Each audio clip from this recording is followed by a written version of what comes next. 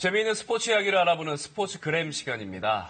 잉글랜드 프로축구 첼시의 골키퍼가 감독의 교체 지시를 거부해 전 세계 축구계에 큰 파문을 일으켰습니다. 네, 감독과 선수의 불화는 팀에도 큰 영향을 끼칠 수밖에 없는데요. 오늘은 스포츠 경기에서 감독과 선수의 신경전 이모저모를 한서영 기자와 함께 알아보겠습니다. 한 기자, 첼시 골키퍼 케파가 경기 중에 감독과 힘겨루기를 한 셈이네요. 예, 교체를 거부했는데 과도한 이런 액션을 취하면서 두 번이나 거부를 했습니다.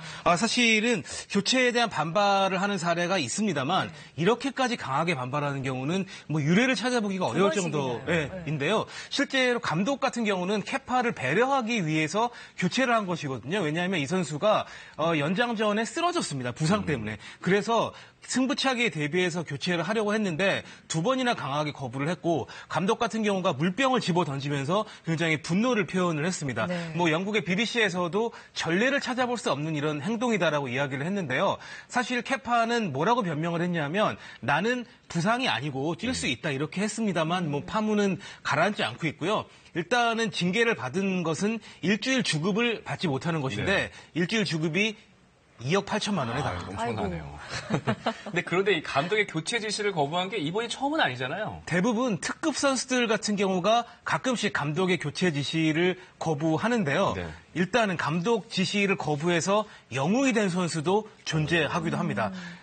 특급 선수들 테베즈 같은 경우는 감독 지시에 항의를 해서 출전을 강행하다가 결국은 두 번째 시도에 교체가 되고 말았고요. 그리고 이브라이모비치 같은 경우는 골 세레모니를 하다 부상당해서 감독이 교체를 하려고 했더니 교체 모습을 보면서 벌떡 일어나서 풀타임을 소화한 적이 있고, 메시 같은 경우는 팀이 이긴 상황이기 때문에 감독이 교체를 해주려고 했는데 손짓으로 거부를 하니까 감독이 메시를 교체하지 못하고 네이마르를 교체한 적이 있습니다. 네.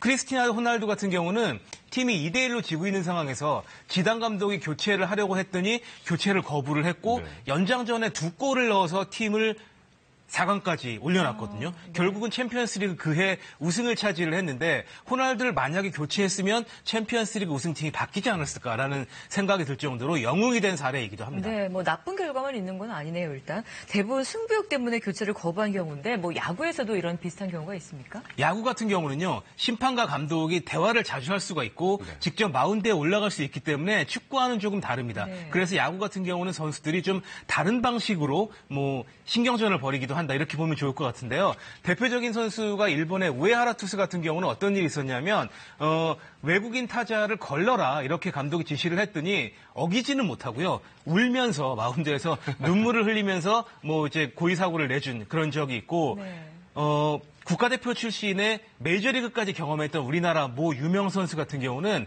대학 시절에 감독이 투수 교체를 하려고 했더니 마운드에 들어 누운 적이 있습니다. 그리고 감독이 정면 승부하지 마라 했을 때 그것을 어기고 정면 승부한 사례, 이런 경우는 굉장히 많이 찾아볼 수가 있습니다. 여러 사례가 있네요. 네.